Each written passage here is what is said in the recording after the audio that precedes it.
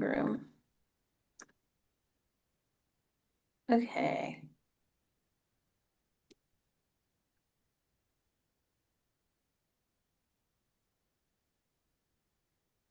Okay, hi everyone. Can everyone hear me?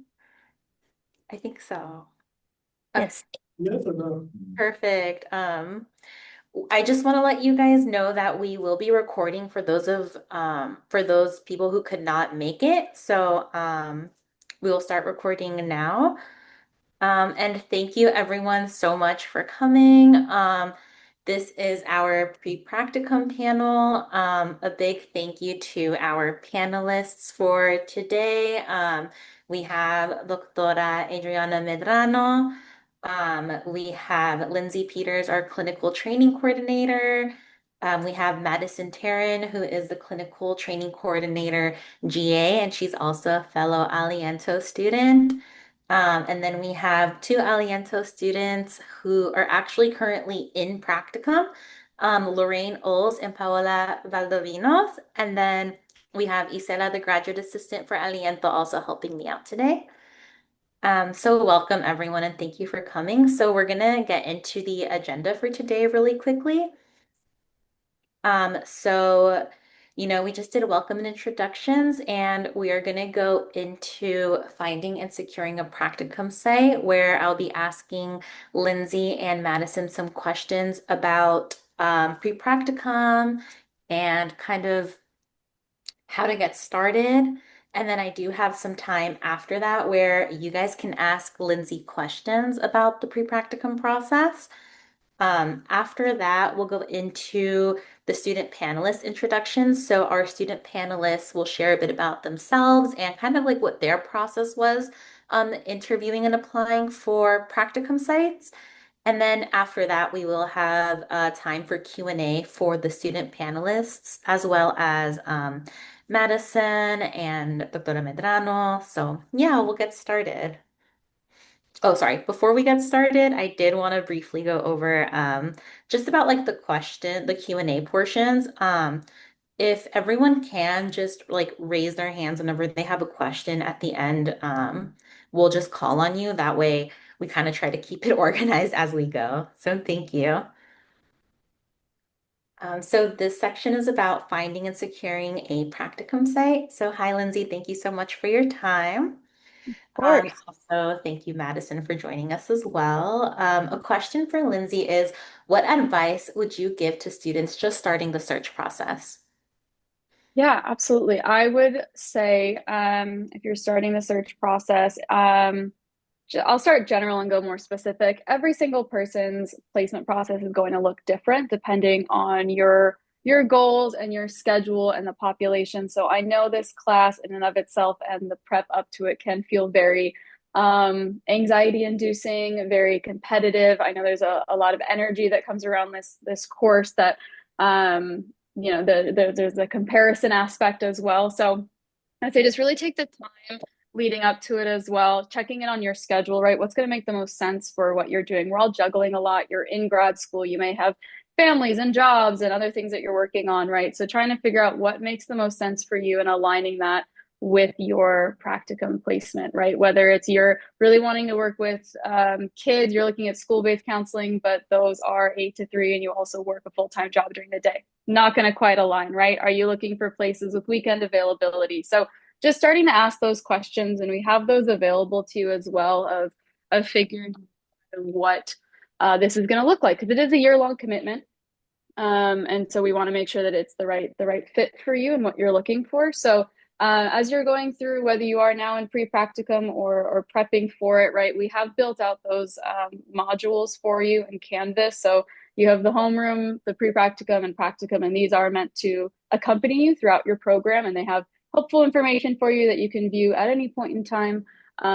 So I think go in open-minded and just kind of aware of your own goals as well. Is it I have to start practicum next term? Do I want to take some time and expand and get some academic courses out of the way so you have more time for practicum? Are you going for the LPCC eligibility and you need to get higher hours? So maybe you're looking at 4 terms of practicum. Maybe you're looking at a site that has a higher caseload expectation, right? a lot of different things to think about and kind of anticipate. And I'd say just start early. My long-winded answer per usual. Start early, review the resources, and by all means, that's our department is here to walk through this process with you. No questions ever too small or silly to just check in with us and let us know what we can do to help you along the way. Thank you so much. Our next question for you is, how did you search for practicum sites when you were kind of in that journey of looking for a practicum site? What helped you narrow down your options? Yeah, absolutely. I went through the program. So I've been where you are, and I know this process. And when I went through the program, we did not have ELC or Tavera or any online. We got just a paper list of sites, and we had to go find the sites and the websites and figure out who they are and what they were doing and how we could best find the fit. So my process, a little bit more research based. We try to make it a little easier on you on that end. But what I was looking for is I wanted a general sense. So I went to community counseling where I wanted to be able to have a diverse population where I could try my hand at working with kids and couples and families. So I went that route. And so I went to Living Success Center, which at that time was in Costa Mesa, is now in Santa Ana. And so what I was looking at was the populations. I was looking that I was more interested in like psychodynamic. I was leaning a little more, I kind of wanted something that would allow me flexibility and be a little more, what's the word I want to use? Just, I guess, explore the different types of orientations that were available to me. So that's also what I was looking at with, what types of supervisors were available at the sites, what were their orientations and what are they working under, and what we have available to you now are those site profiles and looking at what's available to you on the day to day. How much training am I getting, right? How many supervisors am I going to be working under? And so my process kind of started there, and I'd say I applied to about 3 to 5. I think I interviewed at 2 to 3. And I ended up accepting Living Success Center. So that was kind of my process. And that will look different, right? We have students, I think we say like pick your top 10. You're going to apply to 5, you're going to apply to 8. That number very much varies.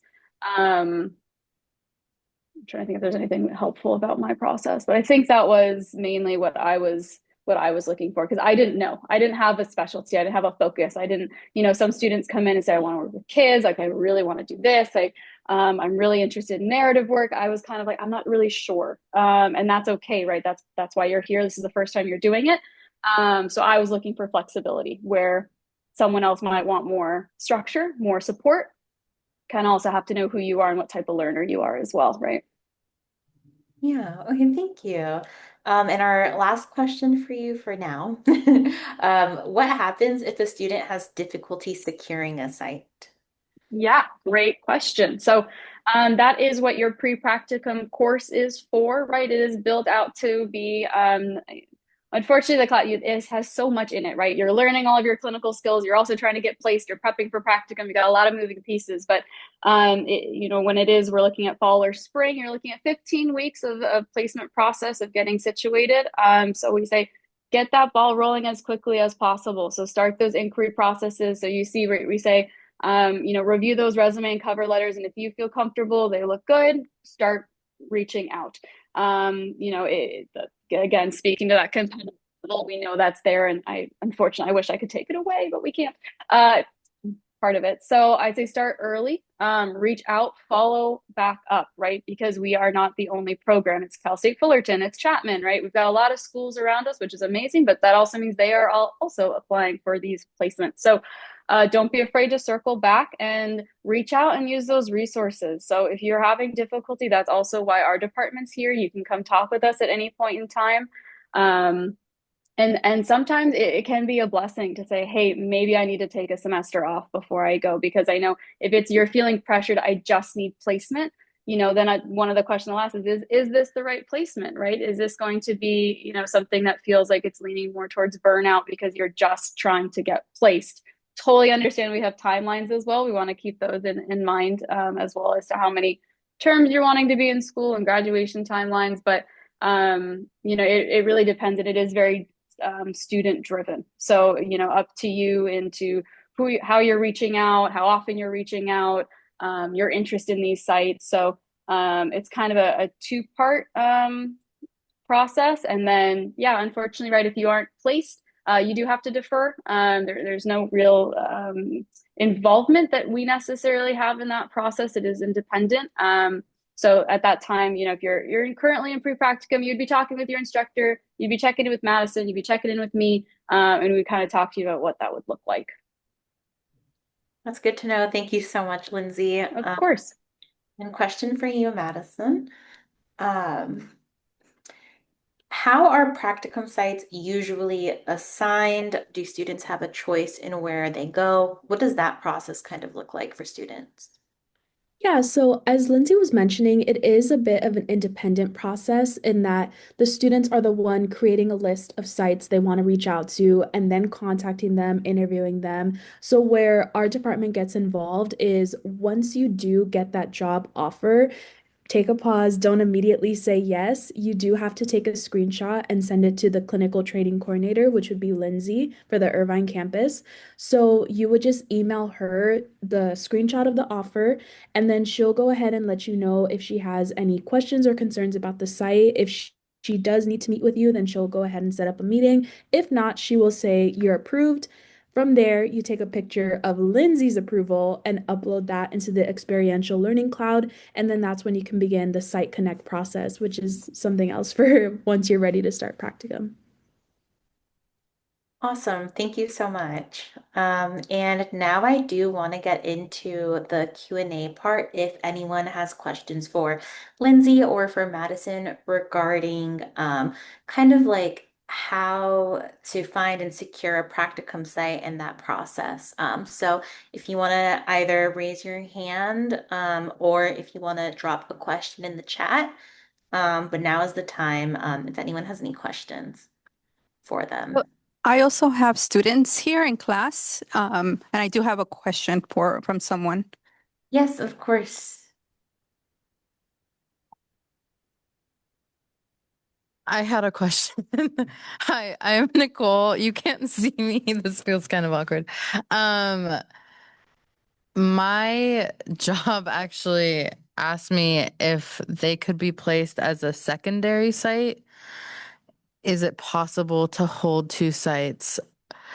The thing is, like, I don't know if I'm allowed to say this. I do things therapists do at stop laughing. And so they want to give me hours instead of payment for that. And this might be a very specific question, but what is like the process of getting a secondary site, and is that even a option? I'll stop talking. A couple different things here. I will speak to generics and maybe we will based on that one. So students, we do encourage you will start with one placement. There's a couple considerations to that, right? This is your first time in the clinical field. This is your first time building a clinical caseload, right? We don't know what that looks like. You have not built out that muscle yet as to what feels right. Unfortunately, burnout is very real in our field. So this is also part of our way of trying to make sure you are going through this process in a manageable, feasible way. So usually we say no to a second site, at least for your first term. If you get into your second term and you're like, hey, I've built up a full caseload, this still feels manageable, I've got time. What you can do is you can reach out to me and we can kind of talk about what that would look like. Both sites would have to give approval to have a secondary site. Reason being, right, if you both of them, have full caseloads, you're looking at over 40 hours a week. And that's just for practicum, and that can be quite a bit, right? So we're looking at that, and also, the potential for overlapping supervision schedules, caseloads, right, can both actually feasibly occur at the same time. So we would check in on that. We would get approval from both, and we would have to verify. So for your specific situation, when you're talking about a site that is a place of employment, we would also have to check with like HR and your agency directors and supervisors due to that dual role and what that would look like and that overlap. And that's for your protection as well. So it sounds like if we're swapping payment for hours, that also can get a little tricky if it's your place of employment and what that means and what that looks like, right? I know that's kind of particular. And like I said, we can totally talk about that more. But there are different things we'd have to look at. And either site, regardless of when it's being added, would need to be an approved setting by the university to be able to pursue it. So hopefully, did I answer all bits to that? I know I can't see you, but if anyone wants to give me a yes, shaking of heads of Yes, some sort. yes. Yeah, okay. She said yes. Thank you, Lindsay. Okay, of course. Thank Any you, Lindsay. Anyone else have any questions? This is time to ask, so please feel free.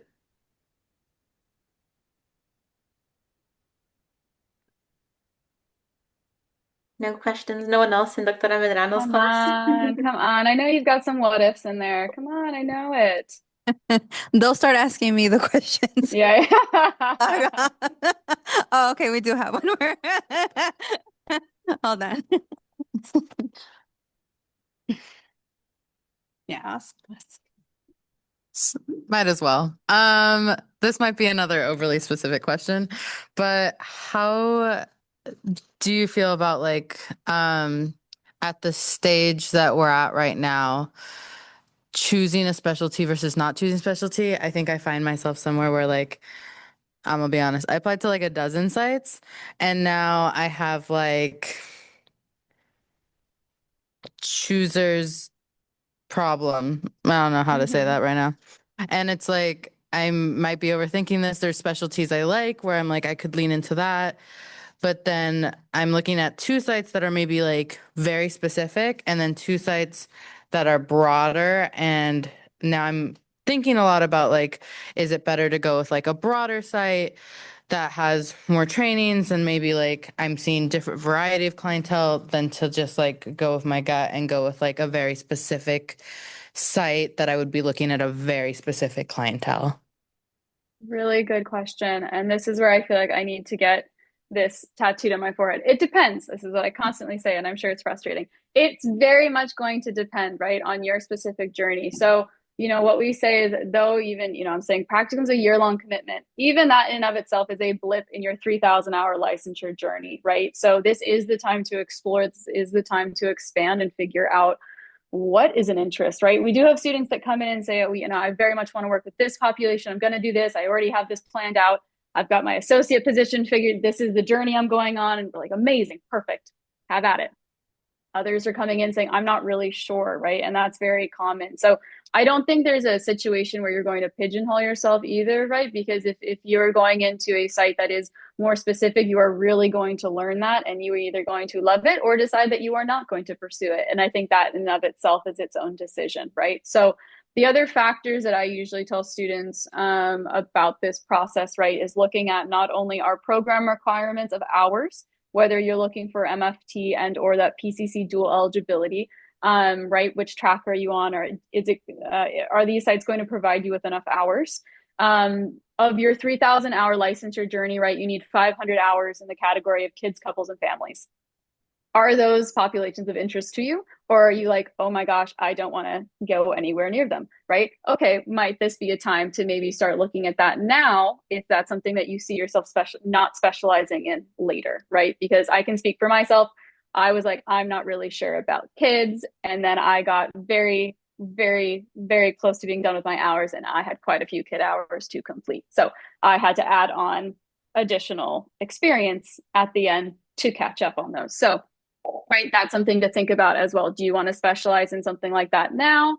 And again, right, we have sites that you'll see they might be like narrative only that really speaks to students and they're really going to learn narrative, which is amazing, right? And again, like I said, you may love it, you may end up not liking it. That's part of the process. So like I heard you say, I think you said you have something about, going with your gut or certain direction. So check in with yourself, right? I think also this is a career that can very much foster passion. And if there's something that's speaking to you, I think you should, listen to yourself and check in, right? If we have students at those sites that you want to touch base on, right? Check in with Madison. She can connect you with students that are there and can talk to you about the day-to-day experiences there. So I hear both, that it really, really depends on what you're wanting and what this is going to look like for you specifically. Hopefully that helped as well. Yes, she said thank you. Okay, perfect. Thank you.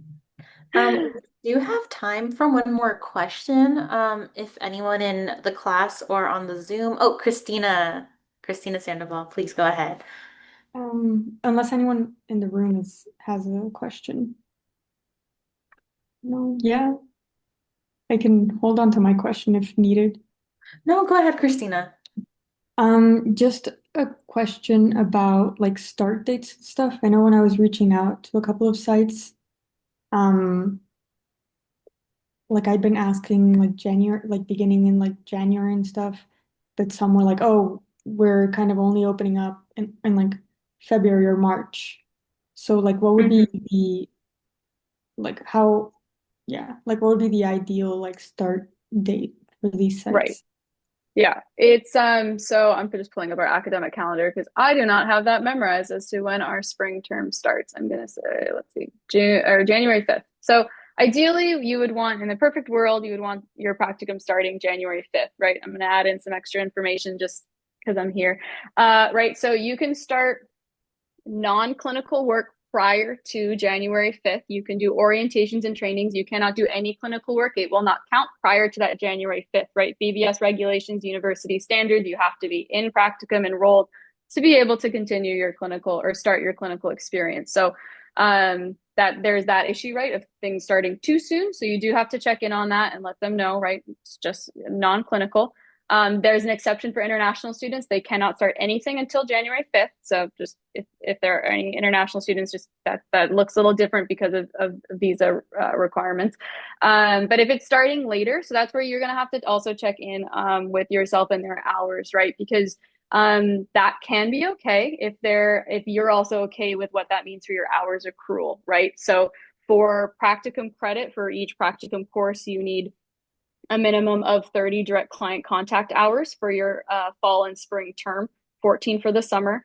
You need 10 weeks of supervision. You need a direct observation. You're doing a case conceptualization, right? So can you still meet those requirements if your start date is later, right? Is that going to be okay? And oftentimes they're going to, they have extra training, which is awesome, right? Not everyone's going to start on the 5th. So that can be okay. But I would just talk with them about what that looks like, right? If we for graduation requirement. See, this is, I always say this, we're not here to do math, but unfortunately numbers are involved and I don't like it either. We need 150 direct client contact, right, for graduation. So if you're doing 3 terms of practicum, that's roughly breaking down to 50 per term. So if you're not getting that in each one, right, then you're pushing it to the next one.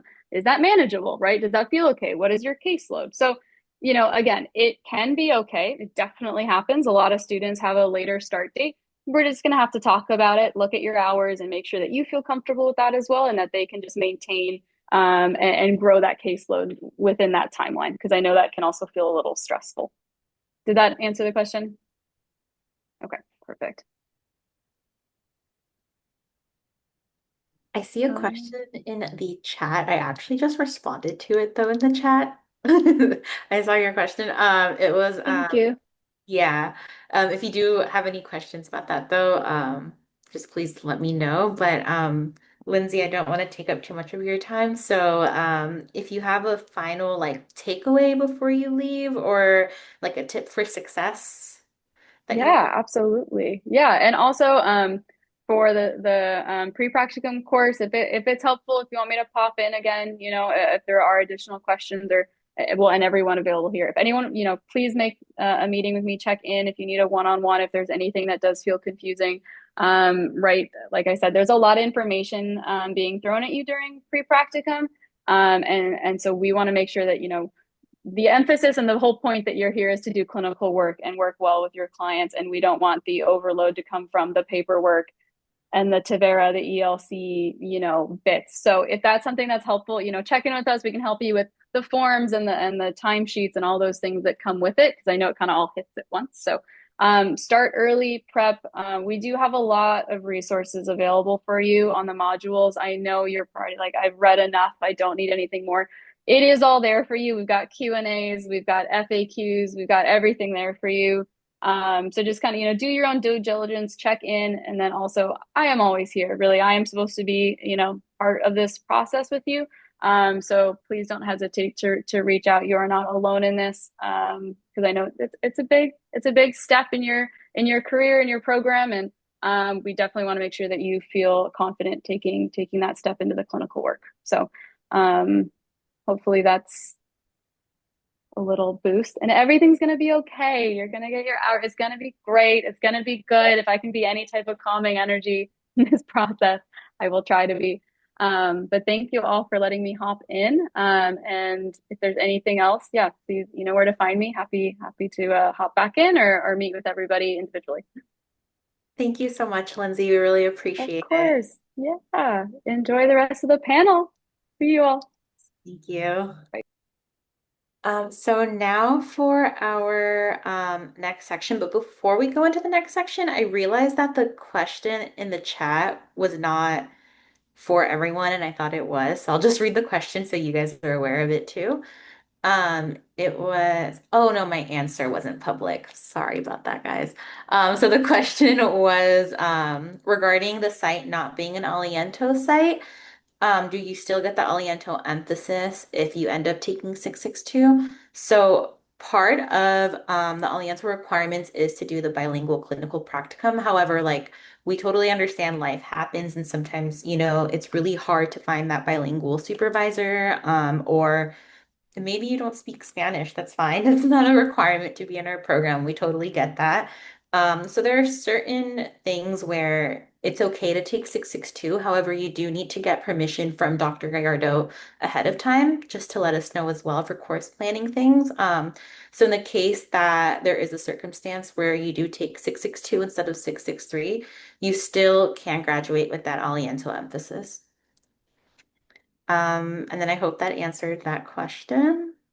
Yeah, okay, perfect. And then now we are going to be going into our student panelists introduction. So we have Lorraine and we also have Paola. Thank you both so much for being here and taking time out of your day. I do want to just start by having them share about like what year they're in, what semester of practicum they're in, a brief description of their site, and just kind of share a little bit about yourselves. That's okay. Thank you. Hi, I'm Lorraine and Dr. Medrano. So good to see you. Who prepared me in my pre-practicum and did a great job, helped me stay relaxed and feel confident about it, and then always gave the real lowdown. So thank you for that. Yeah, I serve at OCTAC, the Orange County Children's Therapeutic Arts Center with Paola. And so I will be graduating in May. I took, I deferred my practicum one term because I didn't think it was going to work out with my work schedule. And I just needed to figure out the practicality of everything. Um, as a parent, as caregiver, and then working in nonprofit work as well. So it was a really good decision, even though it was very difficult because I'm already on a 4-year track. So I thought, oh my goodness, I'm just making this really long. But it was a good decision to defer just because of where I was, not just academically, but career and family. All of that to say, at OCTAC, we primarily we're neurodivergent inclusive. And so we serve children, youth, also families, parents. And so what I love about it is it's a therapeutic art center, meaning it's very outside the box. Um, and so we're really encouraged to use art therapy. We're really encouraged to use music. The other day I was on the piano with one of our clients. Um, yeah, so it's really, I love it. It's really fun. I did a lot of work beforehand. And I don't know if I'm jumping too far ahead, Ashley, but just in terms of my process. So we'll go into questions about like kind of how that interview process goes right after. Okay. But So yeah, yeah, and um, it's an Aliento site, and I wanted to be in my Aliento cocoon. And so I feel like that was a really good decision for me.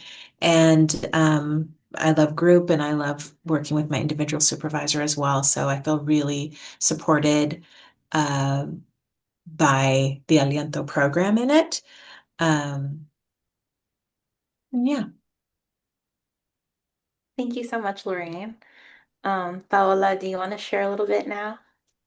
Yeah, hi, my name is Paola. I'm also in OCTAC.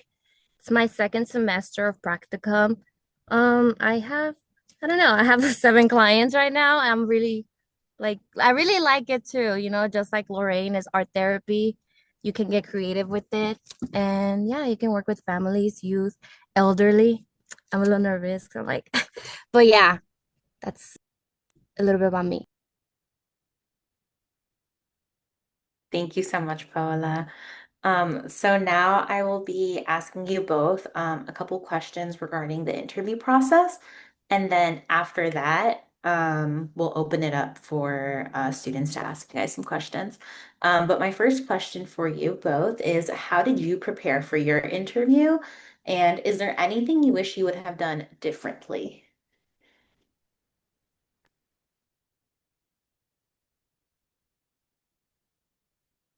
I can go first. So for OCTAC, we didn't have like an official interview. It was very much reaching out to Dr. Gallardo and very much just talking about what the program is and if you're interested, because we are Aliento already, and it's kind of like a given that we are gonna practice with Aliento.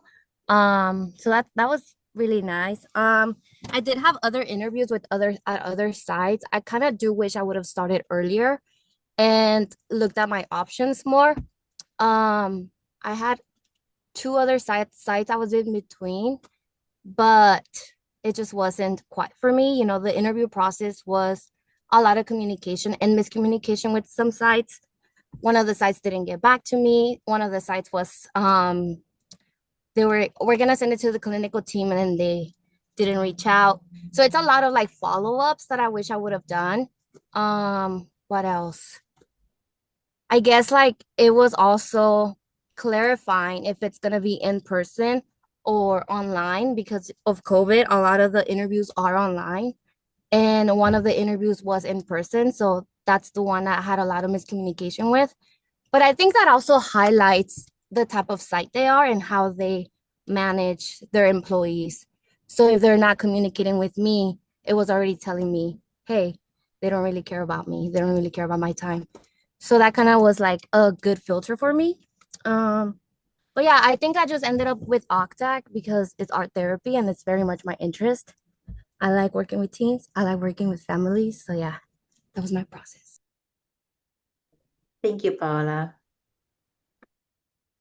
It's funny that you say that. So I didn't know that, Paola, that we didn't really have to interview. So I reached out to Axel. I set up the interview, and at the end, he was like, "Yeah, yeah, this is good." Because I was like, "When do I hear from you formally?" And so I was very much in my interview mode when I met with him. But then later he was like, "Yeah, you're Aliento. Like we trust you. Like you've been vetted through the program." Like we're glad to have you. So I was like, oh wow, I was sweating it for nothing.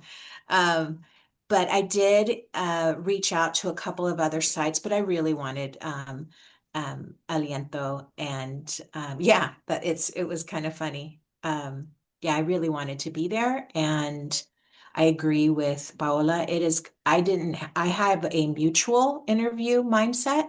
And so I'm not going as a beggar and by any means, particularly if you're bilingual, like you're bringing so much to the table. This program has prepared you a lot. We have excellent faculty. And so I did not have and do not have like, oh, I hope I can. Like you're bringing a lot. You're bringing a lot. And so you're interviewing the place as much as they're interviewing you. And if they can't recognize what kind of resources and assets you are to the organization, then it's not a good fit. And I think that just gave me a lot of confidence going in that I was like, this is not about what they want and that I'm performing. This is a mutual interview. And I did all my homework. I read all the site reviews. I spoke with people. I wanted the real lowdown. I didn't need it to be pretty or perfect. And then I just really paid attention to what I needed.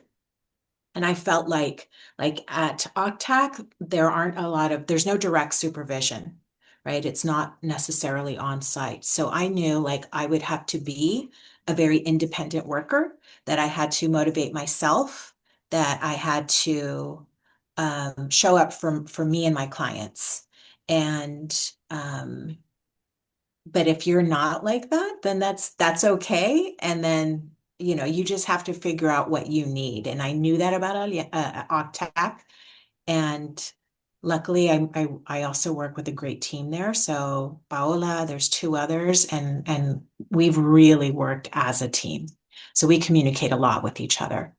And the team there is great too. They're just not in our business all the time. They're just like, hey, there's therapy room. And we're like, all right, thanks. Um, so yeah, that was my process. Thank you. Thank you so much, Lorraine. So I am going to open up this time for questions for our student panelists. This is a really good opportunity to kind of get a sense of like what it's like as a student actually in practicum, and also balancing being a student in a master's program and all these other responsibilities going on. So I recommend just really taking advantage of being able to ask them any questions that you guys may have about the experience and everything. So we can go back to either you can like raise your hand if you're over Zoom, or if you're in Medrano's class, just Oh, say your question. yeah, we have a student. He's just walking up. Okay. Oh, thank you. Yeah, for the Octec, if you had the magic wand or magic question, right? What would you change in your site? The therapist question. Yeah. I guess something I would change. Um, I think I would want to have more trainings, like there was a lot of my colegas were saying, "Oh yeah, I'm doing training and I'm gonna start and I'm gonna do this." And like Lorraine said, it's very independent. Um, I've had, experience in the mental health community, so I didn't have an issue with that. I've already done those trainings. So it wasn't much of an issue for me. I just kind of wanted to get started. But for my other colleagues, it was very like, I need more guidance. I need more of this. So if I were to be like make it perfect, I would want to add more of that, more so it can feel more like a workplace, because it does feel like it is a workplace. It is but I think for us as clinicians, it very much like we're dropping in, and then, it's very limited. Like the room, like I'm just rambling, but the room, like we have one therapy room, so it's very much like we have to share it amongst each other. And then the other programs also need it, so there's like I'm like doing a session at 3 p.m. and I have to leave by 3:50 because there's a guitar session right after me. So it's very much like that. It's very much a community space. um but at the same time I like it. So I don't know. Lorraine, do you have anything to add? No, I totally agree that, and I knew that walking in, because again, it states that. I like the community aspect of it. I have young people and kids walking by the therapy office all the time, just like, hey, what's up? Who are you? And I love that. That being said, some of my other classmates were like, oh yeah, I got EMDR certified. Or, oh yeah, I got this certification. And Hold on. That feels weird. Okay. so sorry. I Sorry. think I answered that then. Hi. Um, did either of you guys work during your practicum, and how did you balance both? For reference, I'm planning on working full time while also doing practicum full time. So I just wanted some guidance or thoughts. I'll go. So I actually did resign my position. I was working as an executive in nonprofit, and there was no way they were going to let me do what I needed to do. And so I also have a family and I'm a caregiver to my parents. And so I tried, so to try to do school, practicum, full-time nonprofit work, um, raise my kiddo and take care of my parents was completely unrealistic. And I feel like for me, I was already coming into burnout. And so I really wanted my practicum to be a place where I could learn. So for me, I resigned, and every dollar I'm spending right now is from the government that I will have to be paying back. So that hurts so much. I will say that. But for me, sanity was also a part of it. And I, I, um,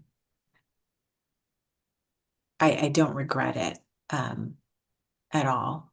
Recently, one of my former colleagues, I said, "How did I do all that?" when I had lunch with him. And he said, "You do remember that your dresses were always inside out, right?" And I was like, "Okay, yeah, that's right." That's right. I needed to hear that. So,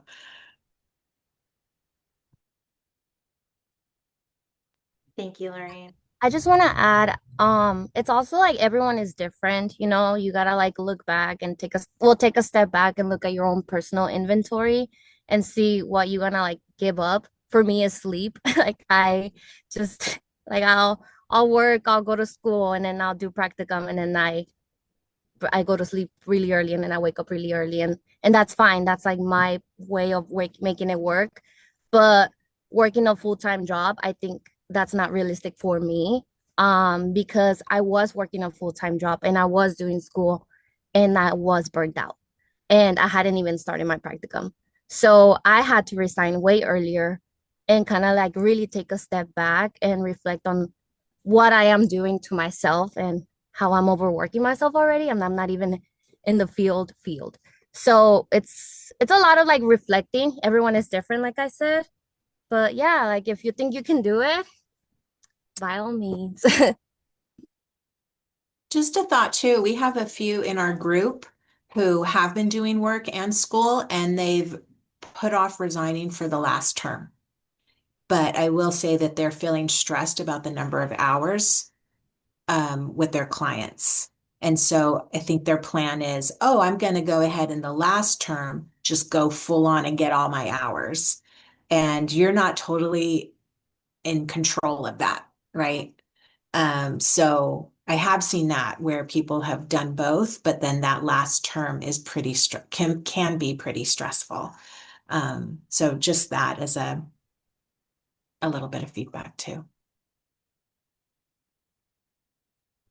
Thank you both so much.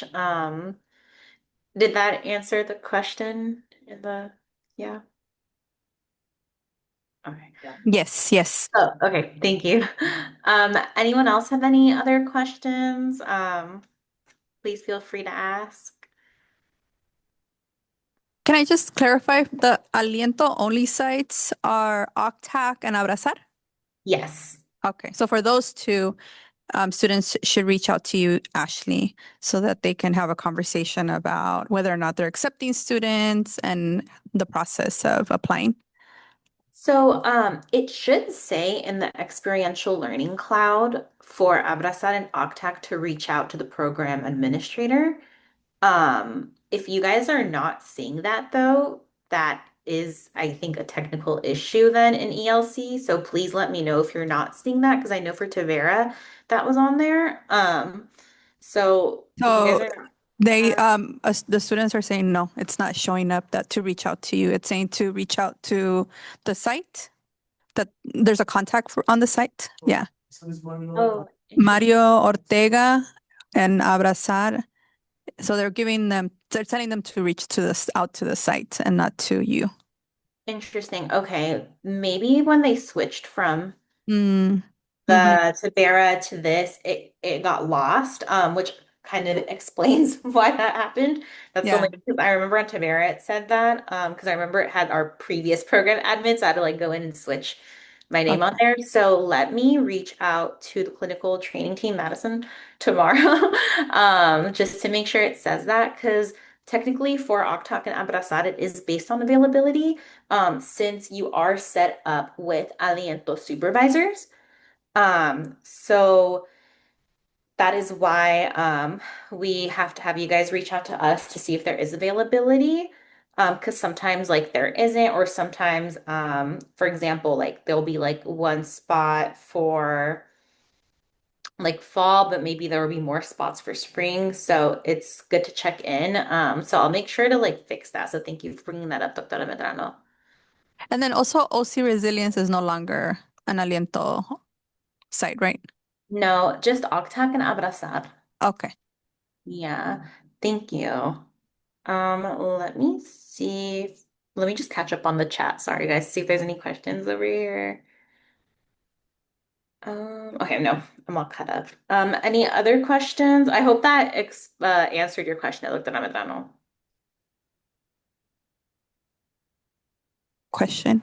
Well, must have been the amount of students that are being taken the positions is because of those technical supervisors, right? Yeah, the amount we can apply. Mhm. Because again, outside was the one that said, hey, we want to thank you for that, which Yes. So the students asking that sometimes they've been told that the site's willing to take them, but that, like you just mentioned, since the supervision is being provided by our supervisors, like Aliento hired supervisors, they have to check in with us before they can. So the clinical supervisors are not their supervisors. So that's why you have to reach out to Ashley. Yeah, he was just asking for a clarifying question. To Okay. clarify, can I clarify like the supervision a little bit? Um, Yeah. so my supervisor, my group supervisor is Dr. Salgado, and she does meet on Fridays 10 to 12, and that's very much set. So I think that's why they want to double check if you're going to be available 10 to 12 on Fridays, for example, right? That's ours right now. But and then my individual supervisor is Maria, and she also teaches the class. I'm pretty sure you guys have like there's a pre-practicum. I don't know. But yeah, they're from Aliento, and they're not from Octac. They are from Aliento. Thank you for that, Paola. And then we have time for one more question if you guys want to ask the student panelists a question, or Madison, the graduate assistant for the clinical training team. If not, then we will go into some tips for success and closing. But if anyone has any like last minute question, please feel free.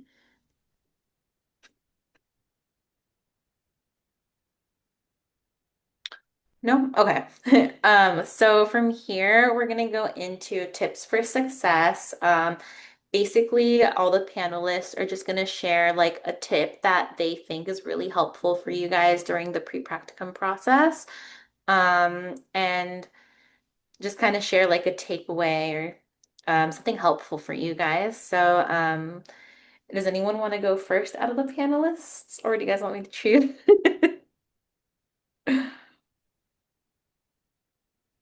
Okay, I see Paula reaching for something, so it might be to mute herself. Okay. Um, I don't, I can't think of anything deep, but I guess just trust yourself. Like literally cliche, but literally trust yourself. They know you're going to interview, they know you're going to enter into your practicum. They know you're a student. It's okay. Just trust yourself. I think you know it too. Yeah.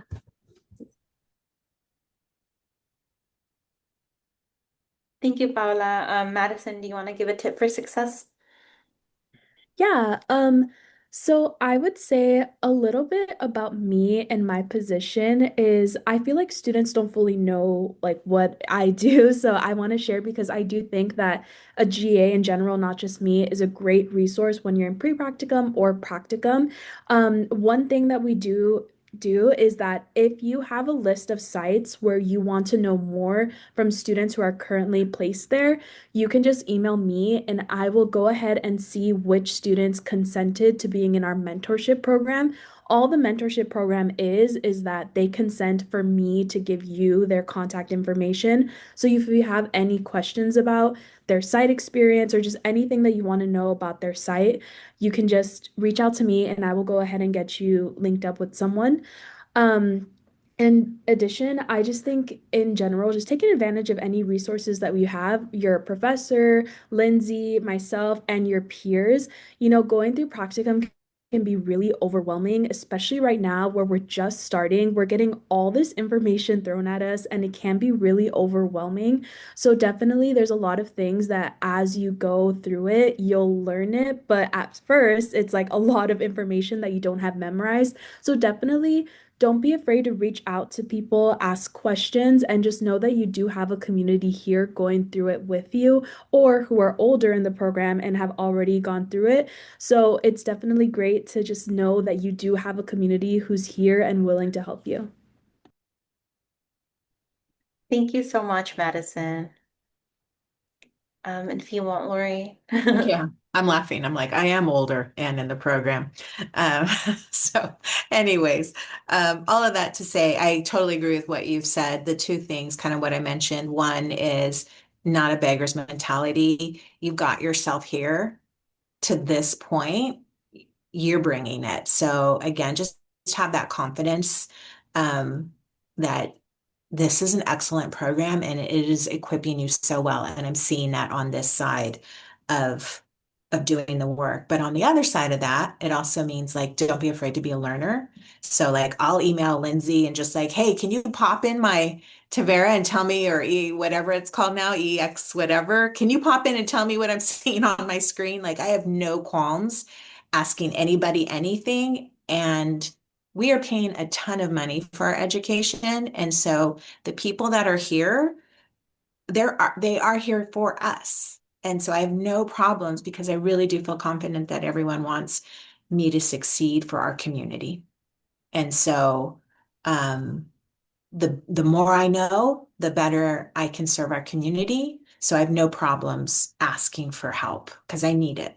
And that's what everyone's there for. And everyone's been very, very generous. Thank you so much, Lorraine. And then, Dr. Medrano, do you have a tip for success for everyone? Having gone through the whole process and now teaching a whole class about it. Teaching it for the fifth time, I think now. I think, and I think I've said this to my class, manage your expectations of yourself and of the whole process, right? Like Lindsay said earlier, this is just a blip in your training. This is not the rest of your career. So, and Lorraine also said it beautifully of you do sometimes have to make some sacrifices, but think of it as an investment in your future and in your career. They say the days are long, but the years are short. So like some of your fellow classmates, students who are already telling you like, it's going to go by quick and you might not be able to catch up the way you think you might, be able to. So I would say manage your expectations. There's ideal and then there's realistic. So find that balance between, okay, this is what I would want to be able to do, whether it's work and life, work balance and practicum balance. But then this is what's realistically in front of me. And sometimes it is a hard choice. But I think that when you're able to remind yourself of like, this is also just part of my practicum training and I have the rest of my career to really develop those skills and really focus on what I want to do, you'll be able to breathe a little bit better. Thank you so much for that, Dr. Medrano. And thank you to the panelists for taking time. I know it's such a busy time, but it was so helpful. And I feel like the students being able to have a perspective of what you guys are currently going through as students in the practicum process is really helpful. So I do hope for those who attended that this may be, I don't know, I want to say ease some nerves, but maybe not. But I hope it helped. So thank you everyone for attending. I really appreciate it. And I am going to be sending this recording, and then we most likely will be posting it on our Aliento YouTube channel as well if you ever want to reference back to it. But thank you, and I hope you guys have a great night.